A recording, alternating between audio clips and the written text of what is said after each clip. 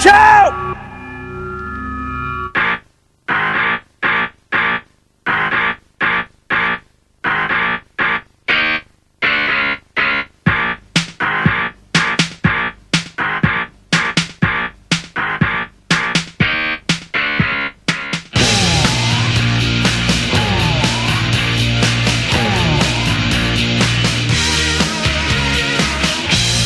Hello, I'm Dan Thompson from the Empty Shops Network, and we're down at the Upmarket in Worthing.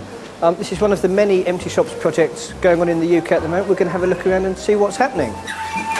This is one of the biggest Empty Shops in Worthing. This is the former Victor Value store, then it was Allied Carpets. It's been empty for a few months before we took it over from Worthing Borough Council, working with Worthing Lions to turn it into a community centre, what we're calling a Meanwhile Hub. A centre for activity that we've been running for the past 6 weeks. We've got a big charity market in here that we've been holding throughout the time. We've got art exhibitions. And we've had lots of different events in here. Live music, we've had a choir in, we've had food tastings, cookery. It's been a real centre for activity and a real place for the community to come and spend some time. We're going to go at the back and have a look at some of the spaces we haven't been able to use so much throughout the time we've been here. It's a great big old building, this. It's well over 2,000 square feet. And as well as the shop floor, we've got offices and accommodation out the back, all these dark, dingy corners. It's a lovely space, really gritty, dirty and industrial. And we've been using this working with students from the local art college, as well as with professional artists. So for the past few weeks, we've had artists working out here using this as a studio space. We've had painters and people making stuff out here. We've been exploring a lot of the stuff that's in here. Big old tubes, metal racking, all the stuff you can see. It's a fantastic, gritty, dirty space. Pretty much untouched, we think, since the building was opened in 1964 as a supermarket. And in fact, you can still find on the floor the markings from when this was a supermarket, marking out different bits of food storage and so on. Its more recent incarnation is a carpet warehouse, and we've managed to find the odd bit of carpet in amongst all the junk as well. For the last few days, we've had art students working out here, and we're going to move through into the space that they've been working on, which is a very different space, moving from this gritty, dirty space through to the same, but with added art. We've had about 20 students in creating work, using materials that they found on site, making this fantastic sculptural tree within the space.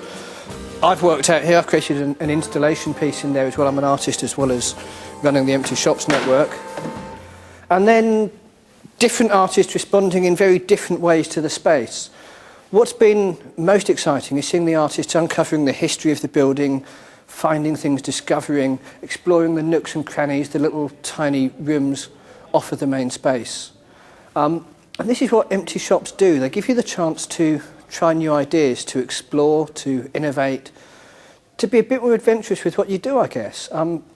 Artists don't get many opportunities just to be artists, just to play at being an artist, to make new work, to try ideas out.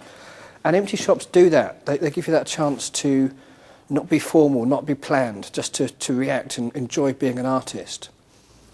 And as we come out of the recession, that's going to be a really vital skill.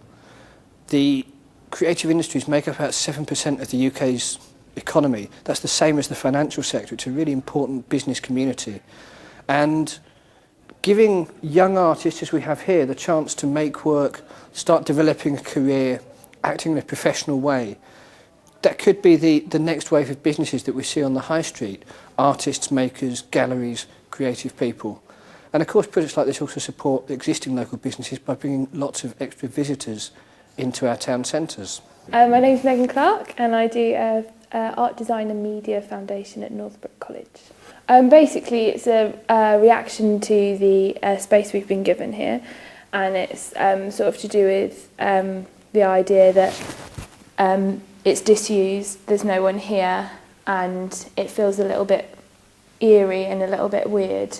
There's lots of empty rooms, and it's sort of to do with the fact that we could be hiding out here from something. There's a crossbow of shooting instruction, which is to target the zombies in a sense of the normal person who can be small-minded. It's it targets them with instructions as to how to live their life in a new, fuller way, an alternative way. This one, they're binoculars. That one is a zombie detector, always comes in handy. And that was an ear tickler thinking changer, which changes the mind of the zombie into a free thinker. Megan Clark has been one of the real stars of this show. She's pulled together the idea that this backspace feels like a bunker.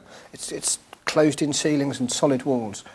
And the idea that perhaps we were under attack from outside, and created these weapons. Just out of junk that she's found here, they're completely made from materials here to fight off zombie attack. I do have a tendency to accumulate things and put stuff together, but often before it hasn't worked particularly well, whereas I feel that this is probably has worked a bit better, but I am a bit of a hoarder. So as well as the gallery space that we've created in the rear of the warehouse, we've got our big Meanwhile hub, our charity market, our space for community events. We've had scouts fairs, we've had lots of smaller charities in the town represented in here, getting a chance to be seen and get some profile. We've had over 12,000 visitors to the upmarket in the weeks that we've been here. So for the smaller local charities, it's a really valuable chance to meet the community, show off what they do and raise funds. A number of the charities have raised well over £1,000 each. So a great fundraising opportunity as well as that chance to meet people and engage with the local community. Yeah, ciao!